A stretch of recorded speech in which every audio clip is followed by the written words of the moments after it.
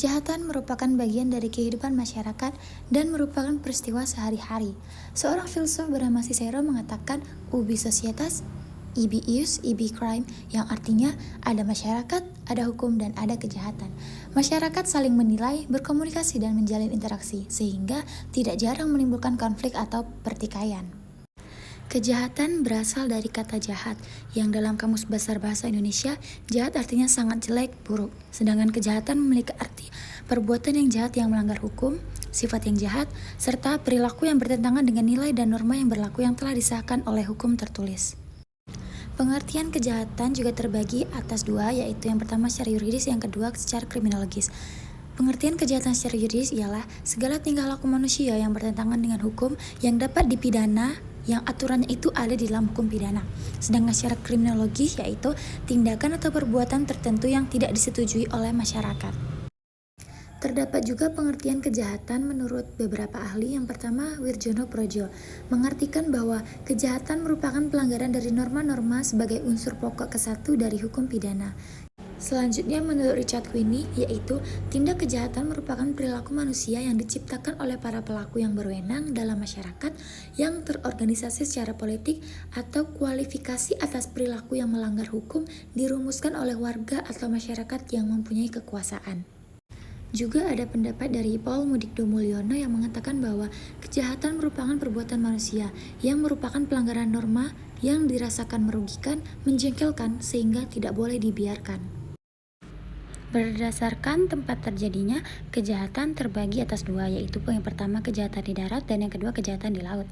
Kejahatan di darat itu contohnya seperti pencurian, perampokan, pembunuhan, pemerkosaan, dan lain-lain. Sedangkan kejahatan di laut seperti illegal fishing, penyelundupan narkoba, perompakan.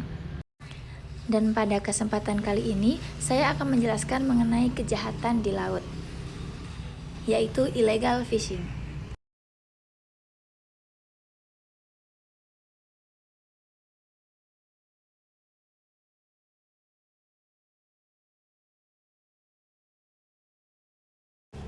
Illegal fishing di perairan Indonesia.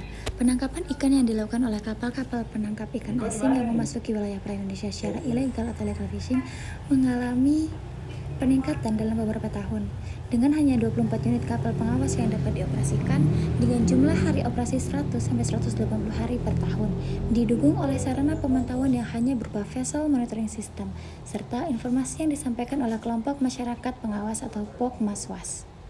Berdasarkan data 5 tahun terakhir, terungkap bahwa aktivitas pencurian ikan yang dilakukan oleh kapal asing wilayah Indonesia mengalami peningkatan dari tahun ke tahun. Perairan di sekitar Kalimantan Barat menjadi salah satu tempat paling menarik bagi kapal ikan asing untuk melakukan kegiatan illegal fishing. Illegal fishing juga menjadi persoalan serius di sekitar perairan Kepulauan Riau. Kepulauan Riau berada di antara Laut Cina Selatan, Selat Melaka, dan Selat Karimata. Memiliki 2.408 pulau besar dan kecil, dengan luas wilayahnya secara keseluruhan ialah sebesar 252.000. Karena berbatasan langsung dengan negara-negara tetangga, maka Kepulauan Riau yang memiliki perairan kaya akan ikan merupakan tempat yang paling strategis bagi terjadinya illegal fishing.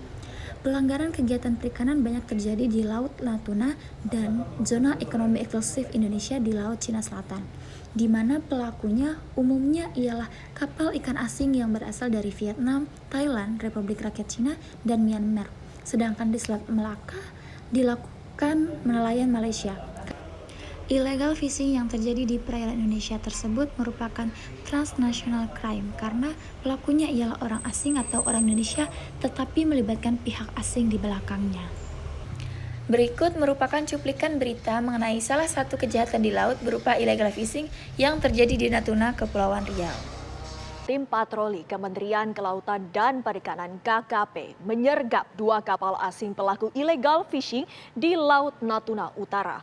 Petugas terpaksa mengeluarkan tembakan peringatan karena para pelaku berusaha kabur dari kejaran petugas. Penegakan atau upaya penanggulangan yang telah dilakukan dalam memberantas illegal fishing ialah dengan memberikan somasi atau peringatan kepada pelaku illegal fishing dengan kemudian melakukan pembakaran atau menenggelamkan kapal jika melanggar ketentuan dengan bukti-bukti di awal yang cukup.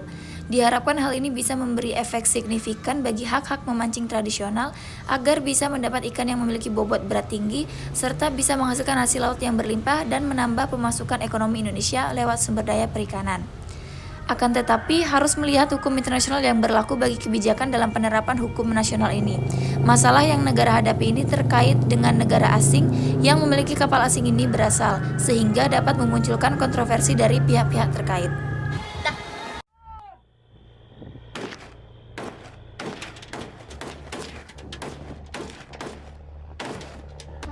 Rentetan tembakan terpaksa dilepaskan tim patroli Kementerian Kelautan Perikanan pada 2 kapal nelayan asing yang melanggar batas di perairan Natuna, Kepulauan Riau.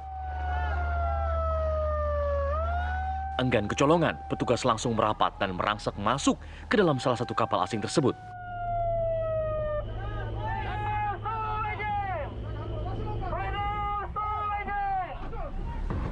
Sementara satu kapal lainnya mengalami kegagalan mesin karena diforsir saat berusaha kabur. Kapal pun akhirnya terbakar dan tenggelam.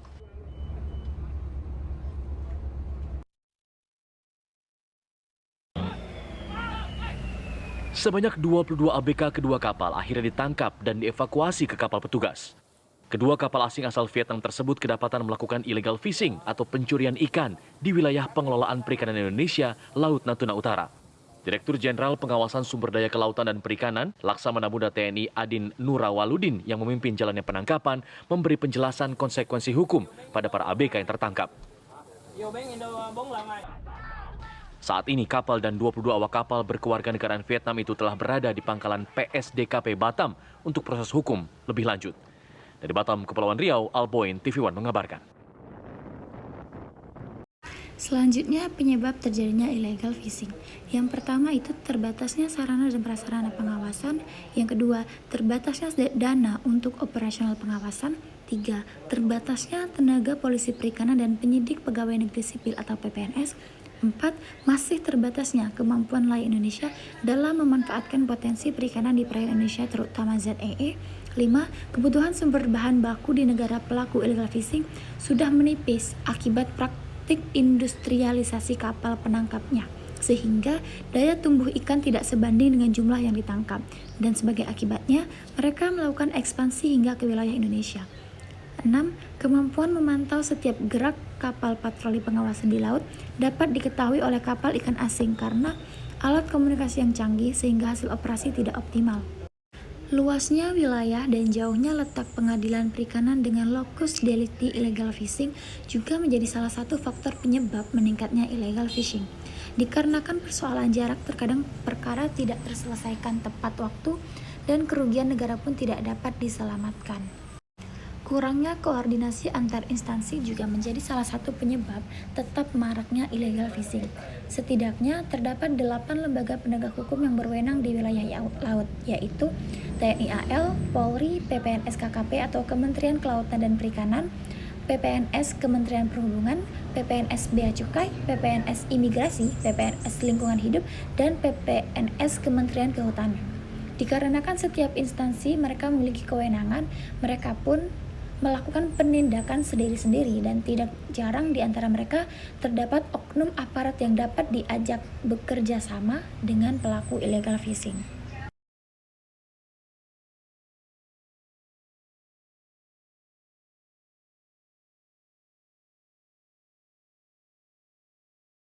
Illegal fishing yang terjadi di perairan Indonesia terjadi karena potensi sumber daya perikanan yang besar di perairan Indonesia, pengawasan yang lemah di perairan perbatasan, antara lain sebagai akibat dari keterbatasan kapasitas dan sarana pengawasan armada kapal patroli Indonesia, kebutuhan ikan yang tinggi di luar negeri, dan belum terlaksananya kerjasama bilateral secara optimal antara Indonesia dengan negara-negara tetangga di kawasan.